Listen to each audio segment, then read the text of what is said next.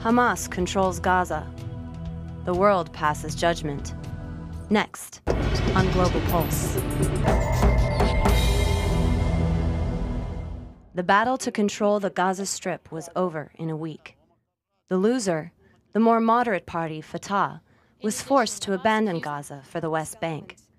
The winner was Hamas, avowed enemy of Israel, Islamist ally of Iran, an elected representative of the Palestinian people, and now, ruler of Gaza.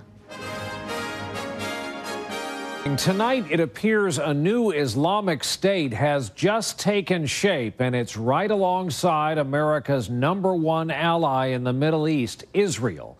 The fighting in the Gaza Strip has been going on now for days, and tonight it appears Hamas has won and has taken over.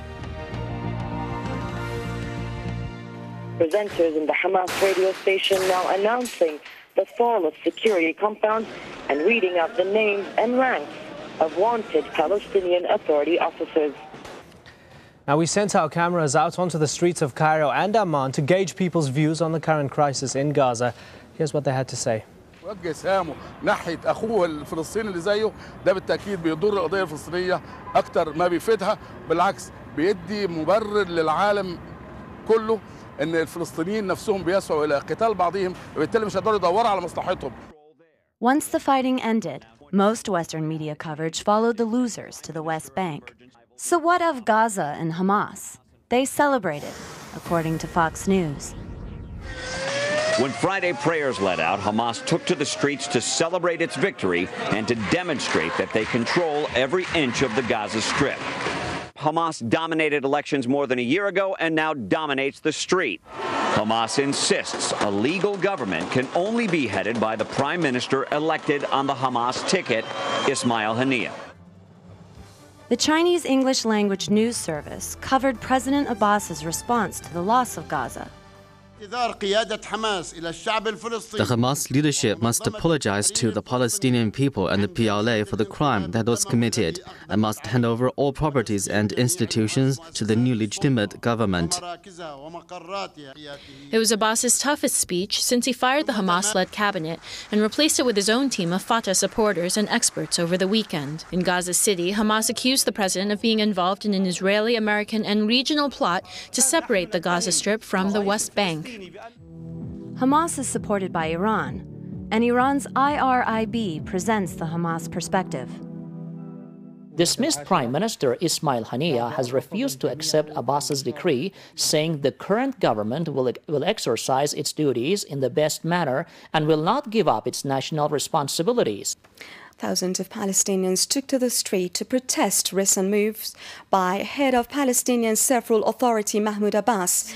The protesters also voiced full support for the Hamas cabinet and Prime Minister Ismail Haniyeh.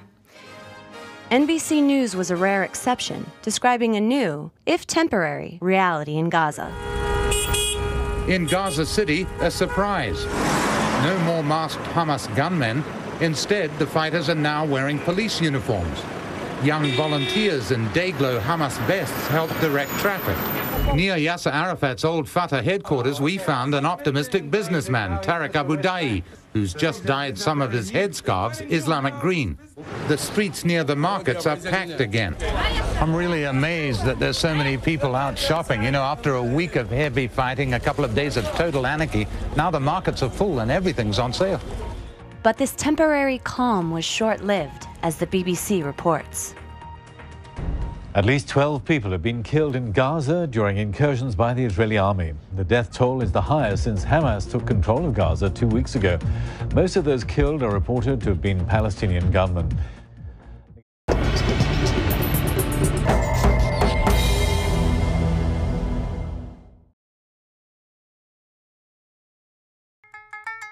This program is brought to you by Link TV for educational and non-commercial use only.